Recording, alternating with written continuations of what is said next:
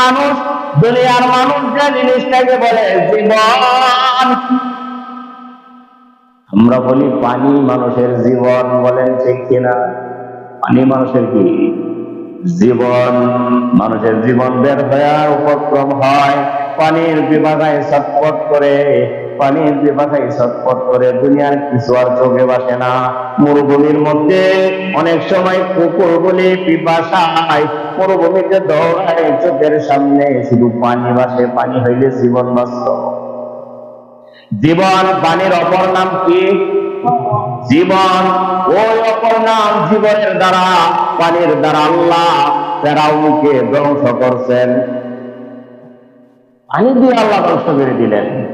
ফেরাউন মুসাকে দৌড়ায় নিয়ে পাহাড়ের চিপা রাস্তা দিয়া, ইতিহাসের মধ্যে আসছে দুই পাশে পাহাড়, এত উঁচু পাহাড়, ডান দিকে ওঠা যাবে না, বাম দিকেও ওঠা যাবে না, পিছনেও যাওয়া যাবে না। কারণ ফেরাউন অহংকারী, ফেরাউন লক্ষ লক্ষ সৈন্যবাহিনী নিয়ে মুসা এবং বনী ইসরায়েলের পিছনে ধাওয়া করে আসতেছে।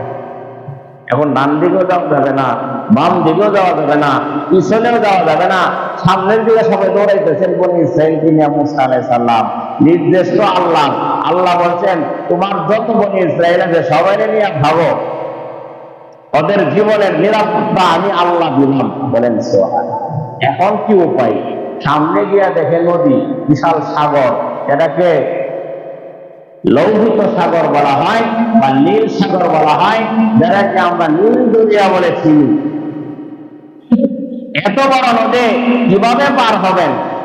এখন সাথে যে বনী ইসরায়েল তো বুঝেন, বনী ইসরায়েল জাতিটা কিন্তু খুব ঠেরা ছিল, কি ছিল?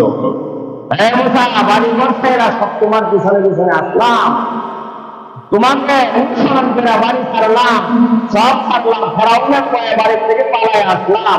এখন দেখি পিছনে ফেরাউন, সামনে পানি, সমুদ্র, আর দুই পাশে এত উঁচা পাহাড়, ওটা সম্ভব না। মহিলারা চেঁচামেচি করতেছে, কান্না করতেছে, কিভাবে বাঁচব? জীবন বাঁচাইবার মালিককে। আল্লাহ ডাক দিয়ে বললেন মুসা রে, মুসা আলাইহিস সালাম বলেন আমার জাতি শান্ত হও, আমার সাথে আমার আল্লাহ আছেন। আল্লাহ বললেন মুসা রে, হাতের মধ্যে যে লাঠিটা আছে শ্বশুরের বাড়ি থেকে হাদিয়া পাইছো, লাঠিটা তোমার বড় দামি লাঠি। মুসা আলাইহিস সালামের হাতে একটা কি ছিল? লাঠি ছিল, শ্বশুরের হাদিয়া।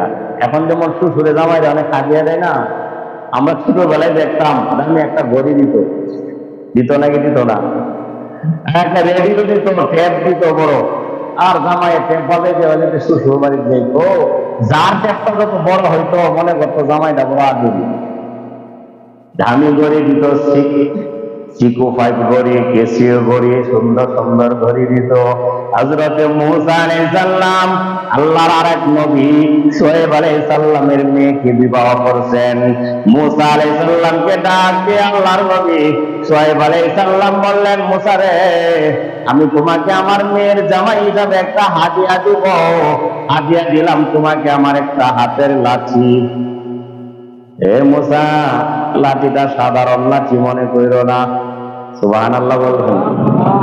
এ মুসা রে, আমার বাড়ির গাছের লাঠি না, কোন দুনিয়ার জঙ্গলের লাঠি না, দুনিয়ার কোন গাছের লাঠি না। এই লাঠিটা আদম আলাইহিস সালাম যখন দুনিয়াতে আসেন, আদম আলাইহিস সালাম বিবি হাওয়া কোথায় ছিলেন? জোরে বলেন, কোথায় ছিলেন? জান্নাতে ছিলেন। আমাদের আদি পিতা আদি মা জান্নাতে সুখে ছিলেন। হঠাৎ আল্লাহর সিদ্ধান্তে, আল্লাহর কৌশলে আদম হাওয়াকে দুনিয়াতে আসতে হবে, আর জান্নাতে থাকা যাবে না। কিন্তু জান্নাতের নিয়ামত এত সুন্দর, জান্নাতের বাগানগুলি এত সুন্দর, জান্নাতের গাছগুলি এত সুন্দর। আমাদের আদি পিতা আদম আলাইহিস সালাম জান্নাতের গাছের ডালের মধ্যে থাবাতে ধরছেন। দুনিয়াতে পর্ব জানি না কোন জায়গায় যাব, তবে সাথে একটা স্মৃতি, জান্নাতের গাছের একটা ডাল আমি নিয়ে যাব। এই ডালটাই আদম আলাইহিস সালাম দুনিয়ার মধ্যে জান্নাতের গাছের লাঠি নিয়ে আনছিলেন আদম নবীর হাতে, ওনার পরে ওনার ছেলে শীষ নবীর হাতে, শীষ নবীর পরে যারা নবী ছিল এক এক ইদ্রিস নবীর হাতে, হযরতে নূহ আলাইহিস সালামের হাতে, হযরতে ইব্রাহিম আলাইহিস সালামের হাতে। এভাবে আস্তে আস্তে এক এক নবীর সিরিয়াল আস্তে আস্তে সর্বশেষে হযরতে শুআয়ব আলাইহিস সালামের হাতে আসছে। শুআয়ব আলাইহিস সালাম বললেন, মুসা রে, মেয়ের জামাই হিসাবে তোমাকে আমি একটা দামি লাঠি দিয়ে দিলাম। বলেন সুবহানাল্লাহ। মুসার হাতে কি? যেটা বলেন কি? আল্লাহ নিজে প্রশ্ন করেন, ওমা তিলকা বিয়ামিনিকা ইয়া মুসা। হে মুসা, তোমার হাতে কি? যার হাতে কি আল্লাহ জানেন নাকি জানেন? আল্লাহ তো জানেন এটা কই থেকে কিভাবে আসছে, মুসার হাতে কি।